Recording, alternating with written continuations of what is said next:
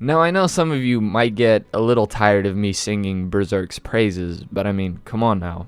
It is Berserk. Now, since I know there's gonna be all those corny people who say, well, you spelled, and then they proceed to put the character that they think is the greatest of all time. I think you spelled, Gintoki wrong. Now, I did drop Gintama, it just wasn't for me, but I do know Gintoki is a character that's often brought up as a candidate for one of the greatest protagonists of all time, so I guess shouts out to him. Shouts out to Musashi from Vagabond. Shouts out to Thorfinn from Vinland Saga. If you want to bring up Eren from Attack on Titan, you can, although Eren is a character that, we won't get into it. But despite all of that, I do think Guts as a protagonist, even amongst them, stands out. Now, when it comes to Berserk as a manga and Guts as a character, both find themselves in a very unique case. Now, what I'm going to point out is a bit obvious, but it's something that I don't really see brought up when it comes to talking about Guts as a character. And that is that other stories at times can focus on different aspects of storytelling and creating a narrative. For instance, world building is the big one.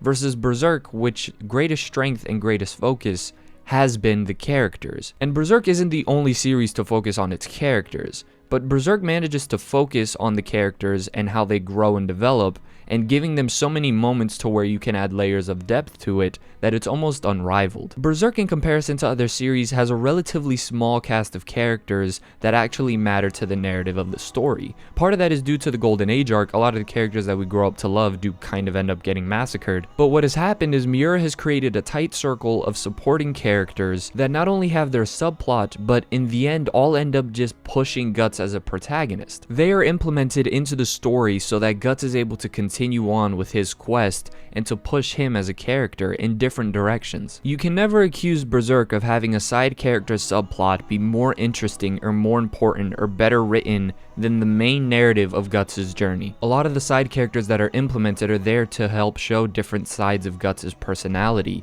therefore adding more depth to him and showing that Guts isn't just some angry edgelord. Berserk as a story does things right by going out of its way by providing the protagonist with the pedestal and with the platform that is needed to succeed. Now, no disrespect to Casca, because Casca is essential into what happens with Griffith and Guts' characters, especially Guts. But Berserk is a conflict and a character-driven story primarily of two, Guts and Griffith. And in this video, I'm going to be focusing on Guts, the greatest protagonist of all time. Now, from first glance, first appearance, from an aesthetic standpoint, Guts screams anti-hero. And I think a genius move of Kentaro Miura within the story of Berserk was providing a little bit of misdirection with Guts' character based off of the first impression that's given in the Black Swordsman arc. And even though this is just a minor aesthetic thing in the comparison of the grand scheme of what Guts' core is, it is interesting to see how Kentaro Miura really throws Guts out there when he's at his darkest point as the first thing we see of him within the story. He's dark, he's brutal, he's mean, he's borderline evil.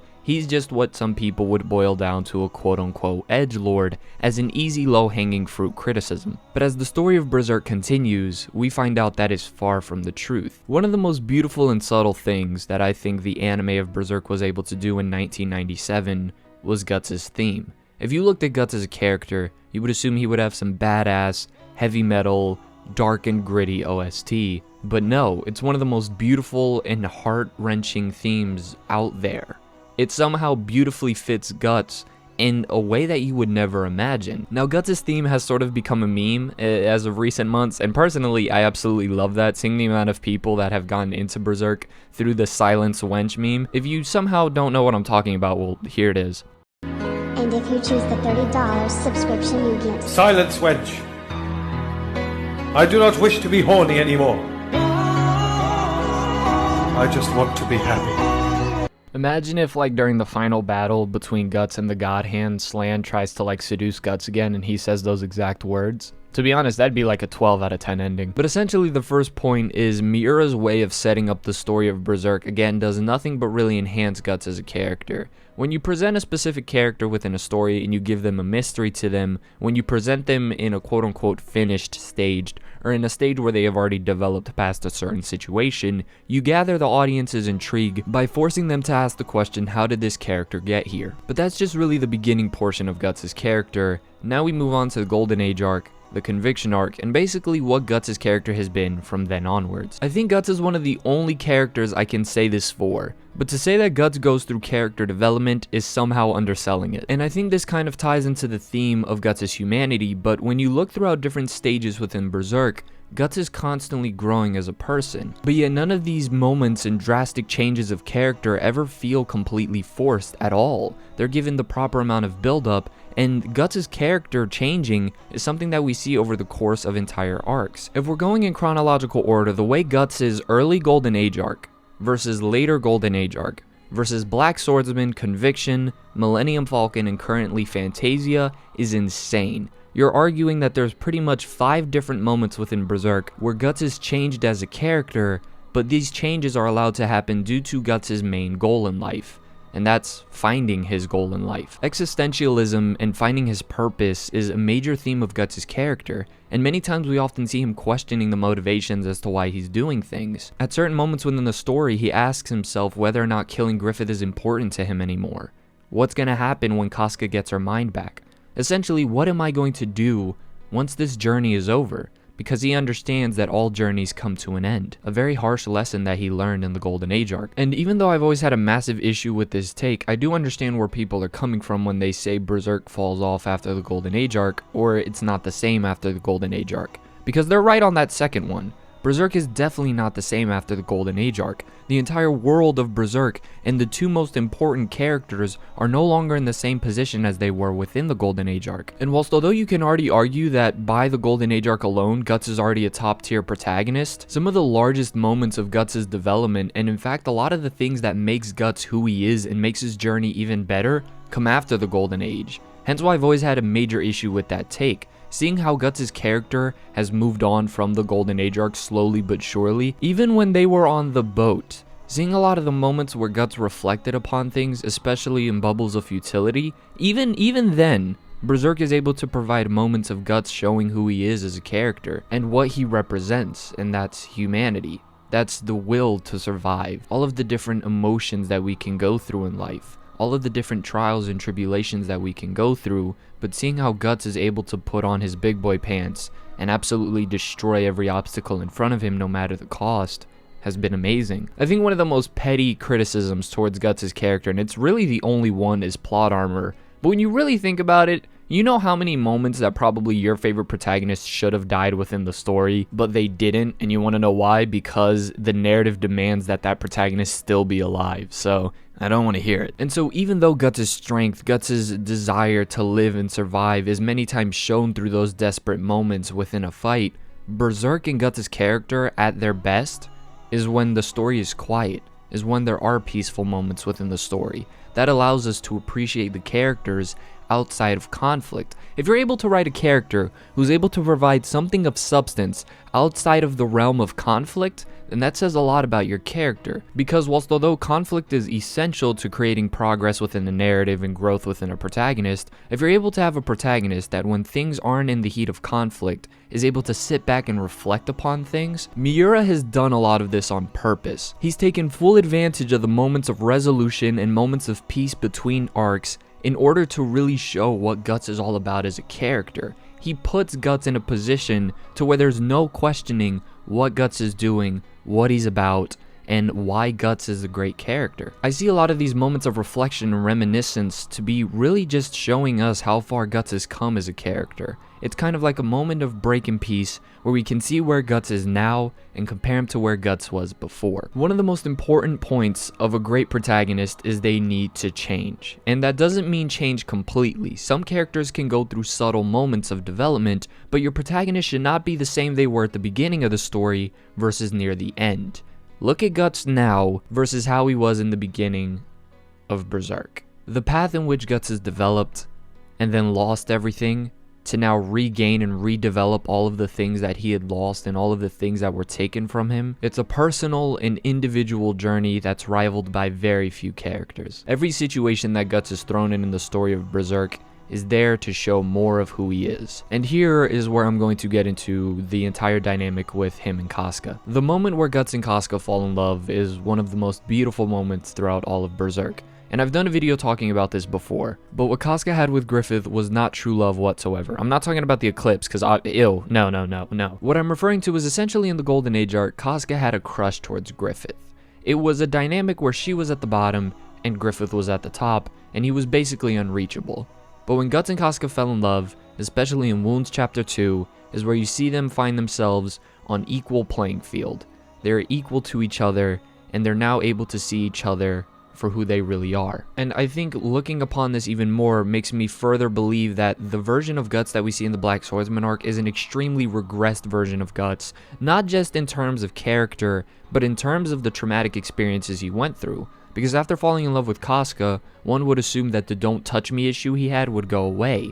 But after the eclipse, I think that threw him right back into the position he was before he did fall in love with Casca. And this is one of the aspects of Berserk that I really do appreciate, because there's a lot of moments that are extremely difficult to stomach. For instance, the scene with Donovan and Guts. It's a moment that many other stories, many other dark seinens would just throw out there to make it seem like the protagonist had gone through some sort of traumatic event in their life. And don't get me wrong, it really is. But Berserk not only does that, but it takes it a step further into actually incorporating it into the eventual romance Guts have with Casca. Him opening up to her about his childhood and his past and everything that happened to him really helped Casca understand Guts more as a character. Now, forgive me if I'm mistaken, but I'm pretty sure when Guts falls in love with Casca, that's the first time we actually see legitimate tears flow down his face. I know there are other moments where I'm very sure Guts was either close to crying or borderline crying, but I mean actual tears flowing down his face.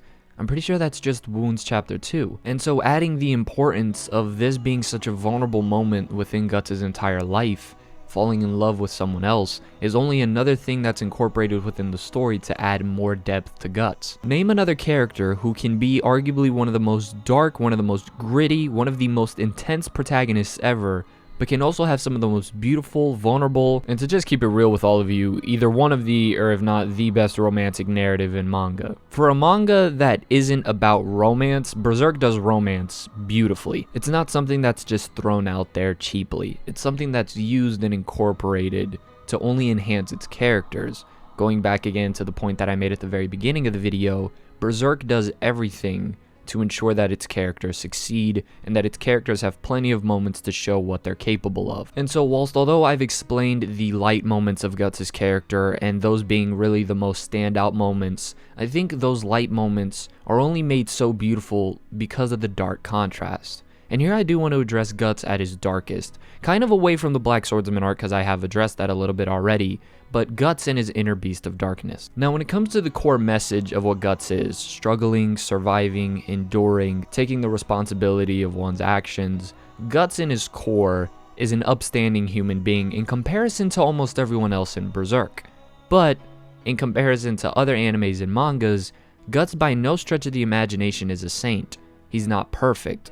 Guts in a weird way is the ultimate role model who isn't a role model. And this just adds to the complexity and the humanity of Guts, because in his light moments, his moments of wisdom and reflection where he's growing as a character, Guts is the ultimate role model. But in these moments of darkness, where he lets his anger and the evil within him manifest, Guts is one of the most terrifying protagonists out there. When Guts deals with the Beast of Darkness, it's truly one of those moments where you question whether or not him and Griffith are that different, and whether or not Guts is going to have to stoop to a level almost of beastlyhood in order to defeat Griffith, if that's how far his hatred for Griffith goes. Especially in the Lost Children arc and in the Conviction arc, we see someone like Guts, a human, sometimes be even more fierce, even more dark, even more unholy than some of the apostles he faces. Sometimes you even question who is the real monster within the story. Just look at the fight between Guts and Rosine. That is my favorite fight in all of Berserk, due to the fact that Berserk on an aesthetic level was able to provide an apostle who looked innocent, therefore enhancing the fact that Guts looked like an absolutely horrifying beast, showing that if things did not change in Guts' path, he was going to fall down a road that there was no escape from. I think especially during that Conviction arc moment is where we see Guts and all of the horrible things that had happened to him in his life start to wear down on him a little bit. I have not witnessed another character who has suffered as much as the level as Guts has throughout an entire story. These moments of extreme pain and darkness within Guts' life are moments that, whilst although in the specifics we can't relate to, in concept and in feeling we can connect with immensely. In those moments of darkness is where we really question whether or not Guts is going to be able to make it in the end, whether things will go right and Guts will end up happy like we all want him to, thus only adding even further intrigue into what will happen as Berserk continues, and is part of the reason we all think hiatus is kind of worth the wait. Not a lot of protagonists are worth waiting months for, but I assure you Guts is. In fact, one of my favorite scenes in all of Berserk is when he gets the berserker armor for the first time, and one of the things that I love about the berserker armor is it's more than just an armor. In a weird way, it's a type of plot device. It's something that's present in the story that not only connects lore from previous characters in Berserk, for instance the Skull Knight, but it's something that is essential for Guts in order for him to continue on his journey, but it comes at the great risk of unleashing the inner darkness within him. Miura went as far as to use a piece of armor in order to make things even more difficult for Guts. And the berserker armor just adds to another aspect of Guts' character that's always been true, and it's always been the high risk, high reward type of motto that Guts has always lived by. Part of the reason why so many of the fights, so many of the climaxes within Berserk have been so great is, if you've noticed, Guts is usually the type to have to handle it with one final clash, and it's in that final clash where Guts possibly either loses his life or wins. And what's really crazy to me is in the past 15 minutes that I've been talking about Guts' character, well 16 minutes now, I just realized that we're yet to see the most important stuff with Guts' character. The final clash with Griffith, whether or not him and Casca will have the true reunion. In other words, there's yet so much left to see of Guts' character and all the things that will be resolved with him, that if the ending of Berserk goes well, if we ever do get an ending, I just don't see how any other protagonist really comes close. Already throughout the story of Berserk, Guts does everything needed of a protagonist. He has something to lose, he has something to gain. That creates the ultimate stakes within a story that will bring intrigue. He has the capacity, and he does change throughout the story. He has many compelling qualities to him. When it comes to Guts' personality, he has flaws as well. Within the story of Berserk, and even taken out of the story of Berserk, just looking at him in a vacuum, I genuinely don't think there's a protagonist more complete than Guts. There's so much that he provides as a character that one, not only from an enjoyment standpoint can look at and emotionally connect, but from a critical standpoint you can analyze and take so much away from. Some of my favorite, and also in my opinion some of the best analytical content that I've seen on anime and manga have come from other YouTubers who've talked about Guts. Soul did an amazing video that I'll recommend to you, why Guts stands out from other protagonists. Nux did a video on Guts as well. Alexander's done a video on Guts and Griffith. But part of that is not only the core aspects that I've talked to you about, but hopefully I've also spread the message that Miura as a mangaka has gone above and beyond with what he is doing in his manga. Just look at Guts' evolution as well from an artistic standpoint. And these are the minor details that do matter to me as well, because they show the effort that an author is willing to go through. There's a great video done on Alex Enterprises on the evolution of Berserk's artwork. He's also done one on JoJo's and Vagabond, so definitely go check him out. But when you compare Guts in the Black Swordsman arc, more so the Conviction arc, the end of the Golden Age arc, there's so much anger in Guts' face. But compare that to a lot of the emotions that we see of Guts in recent Berserk, it's a much more somber and calm expression. This is more of a minute detail in the grand scheme of actual character writing. I still appreciate that Miura goes as far as to show a subtle change in Guts' look and also expressions throughout the series as it continues. Guts does it all. When I read Berserk, I was arguably at the worst point in my life. And reading that story at that time and seeing everything that Guts had gone through and how he changed as a character, something that to this day when I reread Berserk, I just never get tired of and that I never really take for granted. And I think has really helped me and allowed me to really look for other things and other characters that I probably wouldn't have noticed before. But even exempt from my own personal experience, Guts truly does it all. He is a character that I think anybody could connect with on whether a small level or a big level. You can connect with Guts throughout different emotions and different experiences he goes through. He's someone that you can look at as a character and appreciate the amount of detail and effort that's been put in writing who he is. What's insane to me is two other characters that I know will get brought up a lot, for instance Musashi from Vagabond and possibly Punpun from Oyasumi Punpun, is both Vagabond and Punpun are set in extremely realistic story settings. Therefore, whatever experiences those characters goes through might be extremely connectable due to the fact that it is in an extremely realistic setting and circumstances that is super easy for the audience to connect to.